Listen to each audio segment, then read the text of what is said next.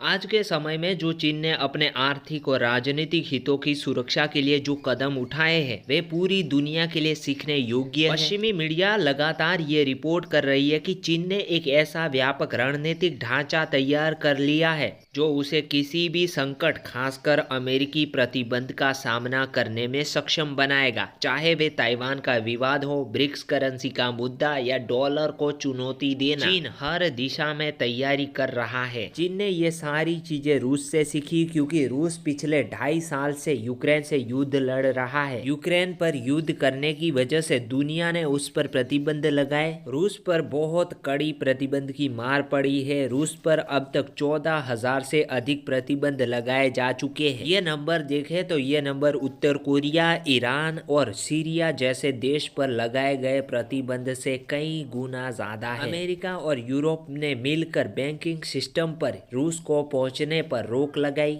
रूस के तेल और गैस इंडस्ट्रीज को नुकसान पहुंचाने की हर कोशिश की गई।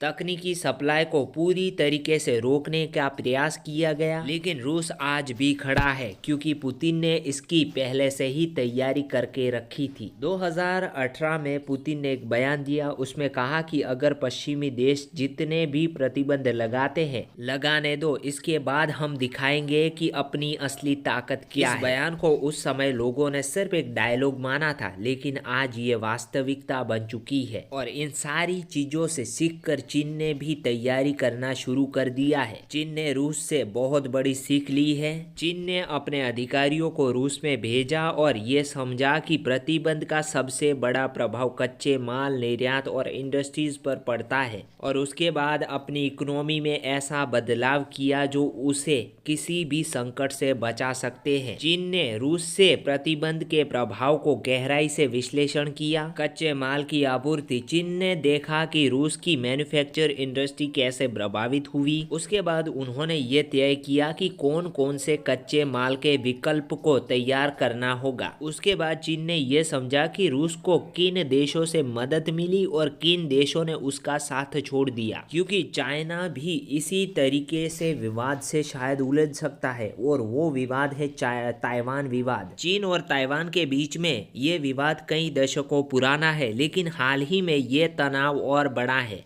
क्योंकि अमेरिका ने हाल ही में ताइवान को मिलिट्री एड का बड़ा पैकेज दिया है। इसका मुख्य कारण ताइवान को चीन के हमले से बचाना है। उसके बाद चाइना ने यह स्पष्ट संदेश दिया है कि ताइवान चीन का अभिन्न हिस्सा है और वे इसे हासिल करके रहेगा। इसके अलावा चाइना ये भी तैयारी कर रहा है कि ब्रिक्स करेंसी बनाई जाए या फिर अपनी करेंसी युआन के माध्यम से डॉलर को चुनौती दे, और अमेरिका इस चीज़ से डरा हुआ है। और अमेरिका के प्रेसिडेंट बनने वाले डोनाल्ड ट्रंप ने ये चेतावनी दी है, जो अगर ब्रिक्स करेंसी बनाई तो उस पर भारी टैरिफ लगाया जाएगा। लेकिन इससे चाइना को कोई फर्क नहीं पड़ने वाला क्योंकि इसकी तैयारी पहले से ही उसने करके रखी है। चीन ने कई देशों के साथ अपना व्यापार युआन में करना शुरू कर दिया है। चीन को अगर अमेरिकी बाजार से काट दिया जाए तो भी वो अपने अन्य साझेदार के जरिए टिक सकता है। उसके अलावा चीन अब टेक्नोलॉजी में भी आत्मनिर्भर बनता जा रहा है, क्योंकि पिछले कुछ सालों में चीन ने सेमीकंडक्टर, आर्टिफिशियल इंटेलिजेंस और अन्य क्षेत्रों में आत्मनिर्भर बनने की दिशा में काम किया है। इसके अलावा चीन ने रूस, ईरान और अन्य ब्रिक्स देशों के साथ भी अपने संबंध मजबूत किए हैं। भारत के साथ भी अब अच्छे रिश्ते बनाने की कोशिश कर रहा है। ताइवान पर हमला करने की स्थिति में चीन ने अपनी मिलिट्री को तैयार करके रखा है। अगर इसमें भारत को देखें तो भारत को भी ये सीखना होगा कि अपनी अर्थव्यवस्था को वैश्विक झटकों से कैसे बचा सके। इसके लिए भारत बहुत पीछे है, लेकिन भारत को अभी से तैयारियां करनी होगी।